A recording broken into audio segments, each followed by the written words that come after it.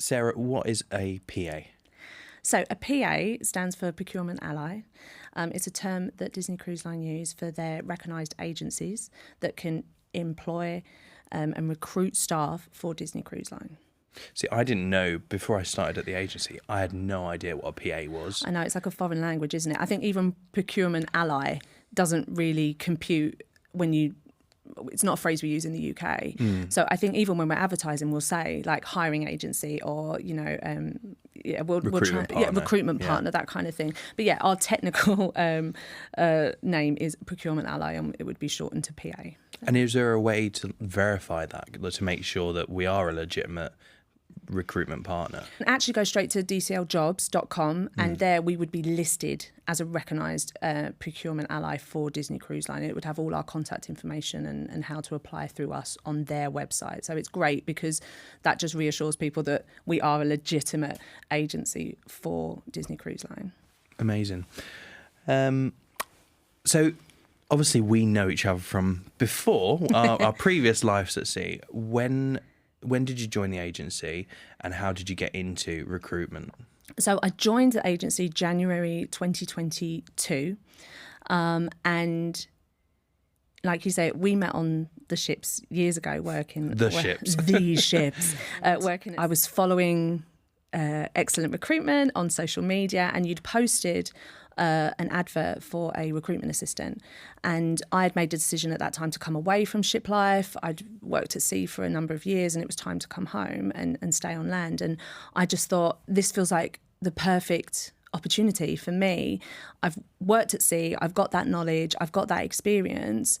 This is a great stepping stone for me then to help other people have that experience, and just with that knowledge I can guide them a bit better, I can answer questions a bit better. So yeah, that was kind of how it came about. I've loved that, and watching your journey from obviously watching you play in a duo on board a cruise ship, and that all the environment that it is, and then watching you suddenly come into something that was not in your initial skill set. Do you know what I mean? Yeah. And then you started, and then you just grew and grew and grew, and the ownership and the enjoyment. I love it when you call me about a candidate that has been benched or you've had good feedback on, and I see how much it means to you. I think as well, I think I talk about this a lot with people when I'm interviewing and when I'm speaking with our candidates, that when you have that, it's like that customer service is such a natural thing and a natural progression for a lot of people that have worked on ships. So for me, like that's what we always say, we're a people business, and I've spent my entire career, even though my career was entertainment, working with people, customer service, having that interaction. So good communication skills, and that set me up for all those communication skills that I needed when I moved into that role with the agency. So, amazing. Yeah. So what does a typical day look like for Sarah and the team within the Excellent Recruitment? I think to simplify it, you could split it into two, and the first part would be reviewing applications, looking at CVs, reading cover letters. I imagine that's quite busy. It's very busy. It takes a long time. Yes, we are lucky. We get hundreds of applications, and myself and the team, we go through those applications one by one. They are given time. We read through those CVs. We read through those cover letters. They will apply for specific roles, but it doesn't mean that we won't consider them for anything that we think, hang on a minute, they've got great experience here. So that means they technically meet the requirements for this role as well. So, we're never closed off to that, whatever that job role that person's applied for. If they've applied for a lifeguard position, they might have great lifeguarding experience. They've also got, say, photography experience. So when we have those initial interviews, we can have those conversations about their other experience as well. So, yeah, a big part of the job is reading applications and making sure that our candidates that are applying are meeting the requirements that are needed for the particular roles with Disney Cruise Line. So each role comes with a set of requirements, and that's what we're looking for early doors. The second, and then within that, if they're successful there, they're having pre-screen interviews with us. Sorry, I'm going to pretend that I don't know anything. Yeah. So let's just go back to the application side then. So if I've never heard about cruising before. I remember when I first was Googling jobs, I had no idea about the world that's out there on cruises. So if I don't know what roles they are, I don't even know what a youth activities counsellor means. is there a way of finding out? Like, how do I know what job to apply for? So if you apply via our website has a list of all the positions that you can apply for with Disney Cruise Line. And within each role, it gives a breakdown, a kind of a guideline of, it's a job profile, basically. It will tell you about the role, some of the duties that you would have on board, but it also lists the requirements. So those requirements have to be met for you to be able to kind of move through that next stage and keep your application moving forward. So, for instance, I know I've mentioned lifeguards, so let's talk about something else, talk about youth activities counsellors. We're looking for at least one solid year of experience working with children, recent experience as well. They can also have 2 summers of camp if they're overnight camps, or 3 summers if they're daytime camps. So we're looking at that CV, that's what we're looking for, and that's where we go from there. So all the requirements are there. However, if someone is feeling a bit overwhelmed by the whole thing, they can email us, they can message us on social media, they can reach out to us anyway. This is my CV. Is there anything that I'm suitable for? And we can have a look. We can have a look if there's anything that stands out in that CV. We can say, oh, you've worked on, in a hotel on reception for over a year. You could be considered for our guest services position. That's what we pride ourselves on, is just going that little bit further, looking into that CV. What are you suitable for? And then having that conversation with the candidate and making sure that they are fully aware of what that role is. Yeah, I think that answers your question. It does. The second half of a kind of a day-to-day would be the onboarding side of the process. Dean, maybe you could explain what onboarding looks like. Yeah, so I remember when I did onboarding, and when you've done onboarding, it can be quite overwhelming. There's a lot of information that's coming at you, of forms that need to be completed. Thankfully, a lot of it is electronic now and digital, but probably the 3 main parts to working on ships in general is, first of all, medical. So for Disney Cruise Line, you'll have a Disney medical. So we send you a list of clinics around the UK that you can go to, and if you go to one of those clinics, it's prepaid by Disney Cruise Line, which is fantastic. You'll also have a criminal background check. So if you've only ever lived and worked in the UK, it might just be a UK background check. If you've lived and worked in other countries, then it may include some additional background checks. And then also it's the C1D visa. So thankfully the team obviously help with that. So we'll give you all the directions of how to book a visa appointment, how to go along to the embassy. We all remember those feelings. Although that embassy's not there anymore, it's actually moved to a different location. But you go along and you sort of explain the purpose of getting that visa, and then you get a nice little C1D visa in your passport that allows you to join a cruise ship that's sailing in American waters. Is there like a validity on these, like the visa or the medical? Yeah, so C1D visa is valid for 10 years, medical is valid for 2 years, and a criminal background check is 6 months. Awesome. Is it hard working on board a cruise ship? Yes, it's really hard working on a cruise ship. But, it's because it's different. It's a different way of working. It's a very big change of lifestyle. And although, yes, you do have, there are tough days, that you have amazing days. And I kind of think of it as every single day is different. And there are some days that will feel absolutely bonkers. You feel like you're here, there and everywhere. And that depends on your role as well. For some roles will feel busier than others as well. So there's that to consider. But it is hard work. There, a lot of the time with most cruise companies, crew are, they're contracted to do 7 days a week. They can be 10 to 12-hour days. It is busy. And we never try and sugarcoat that. We're also never trying to scare anyone off. That's the last thing we want to do. We're there to bridge that gap between expectation and reality. And it is hard. It is hard work. So it attracts a certain type of person, great work ethic, loves to be busy, that kind of thing. But it is hard work. But there's so much reward as well, and so many amazing experiences. There's a lot of information out there, isn't there? Yes. I think there's so many influencers and people doing a day in the life of. Years ago, it just used to be YouTube, and that was it. But now you've got TikTok, Instagram. There's a lot of people portraying reality of life on a ship. Yeah. And I think, as you said, working on a ship was the hardest job I ever had, but it was the most amazing job I've ever had. And it sets you up. Oh, absolutely. Like. Yeah. I'd love to speak to other employers and say, hey, if you're ever looking at recruiting someone and it has that they've worked on a cruise ship, hire them, because you'll never find a harder worker, and because they've challenged themselves and they've done something incredible. They've done something completely different. I just think it's a great thing to have in your CV. I think even that first leap to working on board a ship is the hardest, because you're leaving behind everything that's familiar to you. You're leaving behind your family, your friends, your routines. And quite often you're flying to the other side of the world. Alone. Alone. Yeah. You have no idea what to expect. You're just turning up at a random place or a random hotel. Hoping for the best. Get into a shuttle bus, take down to the pool, and it's overwhelming. There's so many, it's like a sensory overload, isn't it? Yeah. There's a lot going on. And I always say those first 2 weeks was my hardest 2 weeks, because I remember walking up that gangway and just being told, yeah, your cabin's, say, 5702. And I'm like, okay. Like, it wasn't like a hotel. It wasn't like there's a sign. Like, the crew areas don't have, like, really good signage. Yeah, it was where's just my like, busboy? So there's, like, 2 suitcases, Dean, 19-year-old Dean, going up the gangway in Southampton.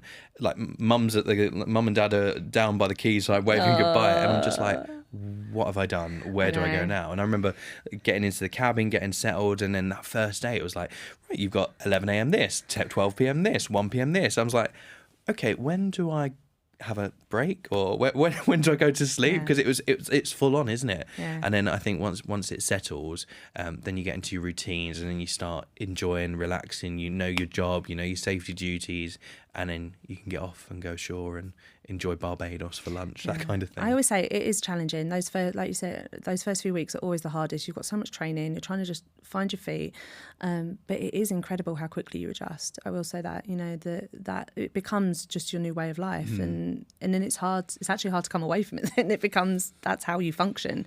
So, yeah. Do you know, when you say it becomes the way of life, I remember the first meal that I had, I was sat in the officers' mess and the window was just behind me and was moving away from Southampton.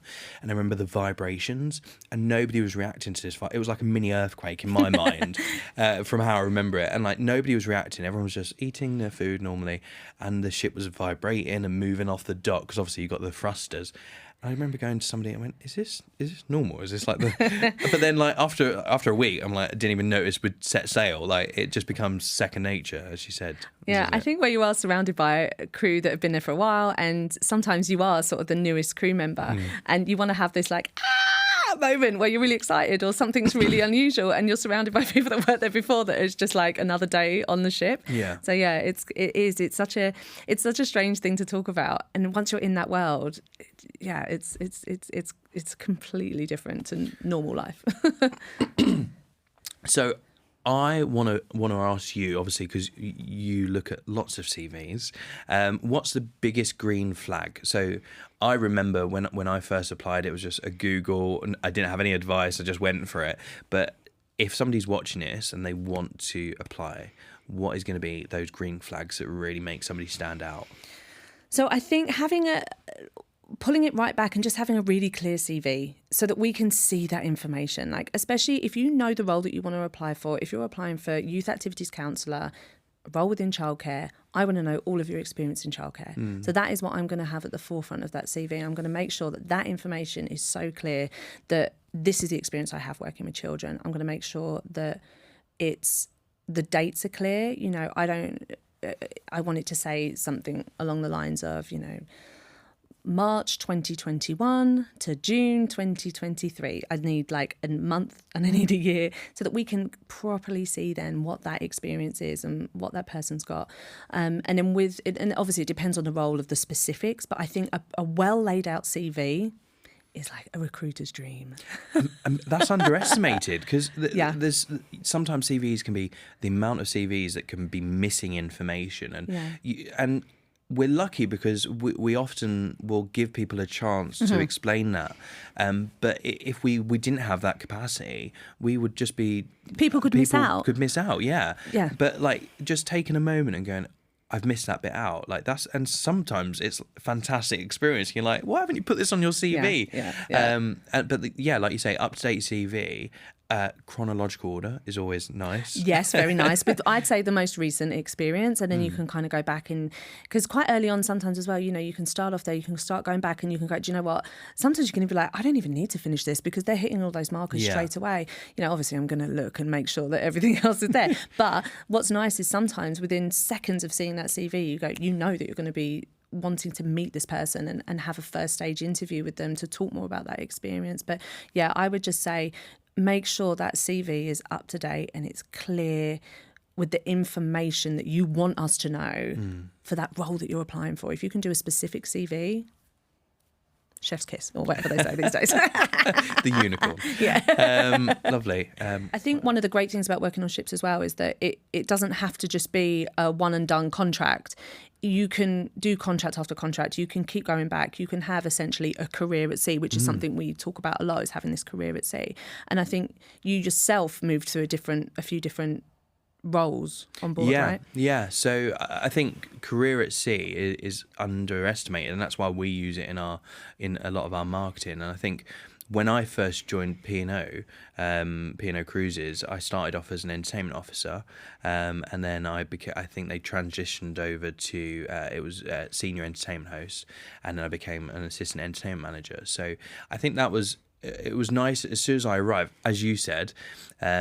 Everyone says, I'll only do one contract, and then it becomes really addictive. Yeah. And then suddenly, before you know it, you got your flight details and you know when you're heading back out. And I think just as the contracts progress, I really sort of found a love and a passion for entertainment, even more so than I had at the time. And I just worked my way through those roles, learning different skill sets. There's so many different roles. And I think if you've never been on a cruise ship before, it is mind-blowing how many different roles are, leadership roles, but even changing departments. I know people that have joined in retail, moved over to entertainments, or joined in entertainments, moved over to lifeguard. There's a lot of opportunities on board, and the cruise lines will always support you. The onboard team, they know that cross-training, they call it. So you'll cross-train, and it might be that you'll be given an afternoon off of your role to go and learn a different role, and maybe after a few contracts you'll be given the opportunity to transition into that role, or we call it stepping up as well. So I remember being at home actually and getting a phone call to say, we'd like you to come on, I think it was Oceania at the time in 2016, and we'd like you to be the assistant entertainment manager on there for a couple of weeks. And I remember being really cool on the phone to the recruiter going, I think I can do that. and then putting the phone down and just like jumping around the house. Yeah. I just could not believe it. But no, it was it's opportunities. Yeah, definitely. And people don't realise, because it is a whole nother world. I don't know if it's worth mentioning the other side of the coin as well, where, we do get candidates that are interested in those senior roles kind of out the gate. And just sometimes I think it's nice to go in at kind of, like you say, we get a lot of, I want to be a cruise director, for instance. And I think what's nice is going on board as an entertainment host and really having that experience of life at sea. Is this something that I want to do? Is this something I'm passionate about?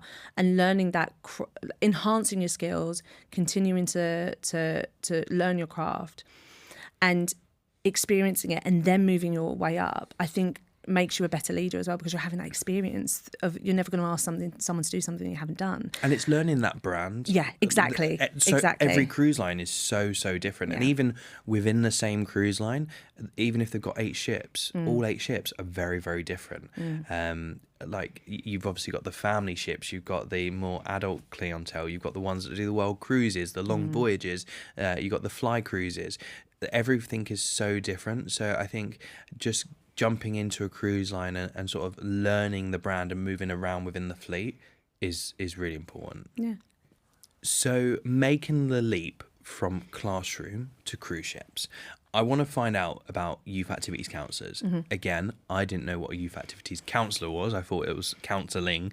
But what is a youth activities counsellor? What does that role entail? Yeah, definitely. Again, it's the phrasing, ship lingo. Yeah, that can throw people, and also that American lingo as well compared to British. So, a youth activities counsellor, to put it in the simplest terms, is youth staff in a kids club on board the ship. So you've got to imagine, if you went on holidays when you were younger to holiday parks, or if you were lucky enough to go abroad, and there'd be these kid club spaces, and there'd be people there running those spaces, making sure. Top of the list, kids are safe. Second, having the best holiday ever. And that is what our youth activities counsellors do on board Disney Cruise Line. So the counsellor term comes more from a camp counsellor for Camp America and things like that. We talk about that a lot sometimes in pre-screens, just so that people are aware of what that role is. Difference between youth activities counsellors and nursery counsellors, what's the difference? So a nursery counsellor is going to be working with 6 months to around 2 years old on board. And then our youth activities counsellors will do 3 and up. And usually our nursery counsellors are coming from that classic nursery childcare background. And for that, the requirement for that role, they have to have been in that role for at least 2 years as a nursery practitioner or similar. And in our youth activities counsellors, that experience can be a lot more varied. So, the classroom to cruise ship, we do get a lot of teachers, teaching assistants that make that jump. They've worked in primary schools or similar, and they want to mix it up and they want to go. They want to take their talents to sea. It's a big jump, isn't it? We've seen the results, haven't we, of people going just 9 to. Well, I say 9 to 5. Teaching's not a 9 to 5. We know that, but making that jump from classroom to suddenly you're in the Bahamas doing a similar role. It's a bit different. Yeah, and I think that's the thing. It's so nice when I speak to some people, when I'm interviewing and I speak to a teaching assistant and they just say, I'm so passionate about working with children. And when I saw this job opportunity, I just thought, oh my goodness, what an amazing experience to do something completely different, but using the skills that I've learned as a teaching assistant, as a teacher. I had no idea I could use this and apply for a role like this and work. Well, it sounds cliche, doesn't it? Yeah. I think it's a lot of people go, it sounds too good to be true. Yeah. But obviously, we've just got to share the information and let people make up their own minds, haven't they? Yeah, definitely. Dean, what about the entertainment opportunities that we have with Disney Cruise Line? Yeah. So obviously, I think Disney stand out because they are an entertainment company with a cruise line. So the main 2 roles that we auditioned for are entertainment hosts and cruise staff. Cruise staff is a term that's very common in the cruising industry, and so is entertainment host, but typically cruise staff. And it's that coach style entertainment host background. So coming from Butlins like myself or Fun Stars, Haven Mates, or all those various holiday parks, or even if you've worked overseas. So entertainment hosts and cruise staff is probably one of the most competitive roles that we audition for. Definitely. We receive thousands of applications when we advertise that we're auditioning. So the main difference between the 2 roles is the entertainment hosts are going to be doing a lot of scripted work. And I think that's what stands out for Disney compared to other cruise lines. I was an entertainment host for another cruise line and I didn't have to learn scripts. You might have to remember the odd line or so, or thing like the certain cues that you needed to remember, but ultimately I always call it the DJ voice. So I have my presenting voice that I put on all the time. 4 and 2, 42. There you go. I could do the lottery. But yeah, so I have my presenting voice, but with Disney, it's a lot of scripted work. So there's a lot of acting skills. Lot of scripts. A lot of scripts, lot of scripts. So you've got to have those skills to memorise scripts, but also acting skills. And I think that can be challenging for some people. If they've only ever come from sort of a presenting background, they can host a cabaret or they can host bingo or game show all day long, but then actually ask them to put on an accent, maybe a French accent or an American accent, it can be quite challenging for people. So we do see a lot of people that might have an acting or a musical theatre background that are able to adapt to that a little bit more smoothly. Entertainment hosts get given scripts to perform and cruise staff don't. With the entertainment hosts and cruise staff as well, you're working with so many different types of audiences. It's not one set audience. So 1 minute you could be in the kids club and you're performing exclusively to children, and you've got to sort of command the attention of the room and get them engaged, which can be challenging with that many children. But then you might be hosting a family karaoke session and you've got different age ranges and there's so many different generations in that room, and you've got to sort of keep the attention once again of everyone in that room. But then you might be in a late night venue and it's adult only, and it's an adult only game show, and again you're going to be versatile in hosting, adapting to your audience. Exactly. Typically the entertainment host might be on stage performing that script and delivering that game show, and the cruise staff is going to be the ones in the venue getting the audience going, getting the interaction, the engagement. So they're both very similar roles, very similar They uniforms. work side by side, don't they? Exactly, yeah. side by side. And in my personal opinion, I think entertainment's a great job. You're biased. It's one of the best. And I think especially with Disney, I think with Disney even more so that happens. I think you're given the tools and the support to really make an impact on people's holidays and memories. Like for some people, some are lucky to cruise often. Others, those parents have saved and saved every penny possibly for years. They're never going to be able to do this again. It is a once in a lifetime opportunity. And you have the privilege of being a part of that memory and a part of that experience. And I just think that alone is incredible. You will change people's lives, including your own. And I think that's why it's so important. If you're having a challenging day or you're not feeling 100%. Which happens. Yeah, which we all go through. Yeah. I think when you put on that name badge, it's like a traitor's cloak. But in terms of putting on that name badge, you forget everything, and you go into this world where everyone's there making memories. And I think it's like when I go on holiday, or when I like to try and go on a cruise because I think cruises is amazing. When I go on a cruise, I just think to myself, must be how all those thousands of guests felt when, for me, it was just a Monday, and it was just another. Well, I didn't know the day of the week, but it was for me. It was just a turnaround day. It was another cruise, Yeah. and you get into that mindset and that rhythm of cruising. But actually, to stop for a moment.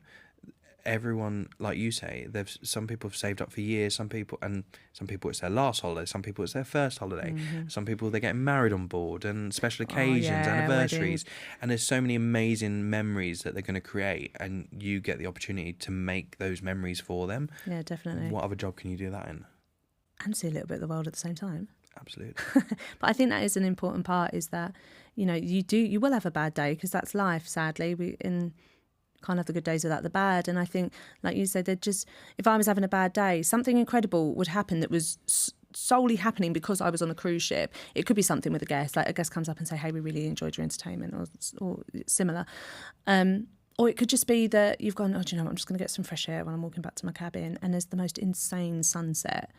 And you're in the middle of nowhere. And that's your walk home from work. Yeah, and that's me walking home from work. And at that moment, like I said, you've had a bit of a day. And then that happens and you're like, I'm fine. This is fine. I'm good. This is fine. This is my life, and tomorrow's a new Grateful, day. Yeah. I remember years ago, I was going on a world cruise, and I got asked by the cruise director of additional skills that you could bring to the offering. And so some of the team were doing like line dancing and tap dancing, and I was like, I don't know what I can do.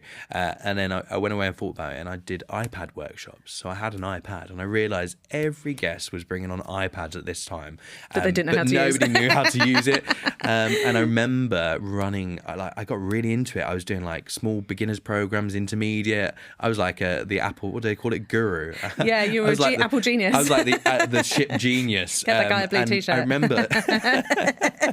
I remember like creating all these PowerPoints, going through, and just at the end of the cruises getting the nominations. And when you read through the guest comments, because I think a lot of people don't realise guests get like a survey at the end. And I remember reading through the guest comments and seeing like Dean's iPad workshop, and it was such a nice feeling to know. It's that reward, isn't it? It's for your hard in work. addition to your job. You're getting, you can think about additional things that you want to do. I think me and you used to do a quiz, didn't we? We team up in addition to our job. So I can't sing to save my life, but I somehow got away with it. And obviously you and Matt were in the duo Yes. on board, and I was an entertainment host, and we did a quiz, but that was our own. We got to create that, didn't we? Do you know what I mean? We had to sit down, work out all the tunes, then go by the pool, and I think there's always, whatever role you're in, there's an opportunity to be creative, bring your own creative flair. With some companies, you're going to have a little bit more production value, maybe a little bit more produced element or content, but there's always an opportunity to let your own personality shine through and bring your own ideas. And I think that's what's lovely when you're always in a team. You're surrounded by people, and I think that's what's really nice, is that you've always got that support and that opportunity to bring your own talents with you.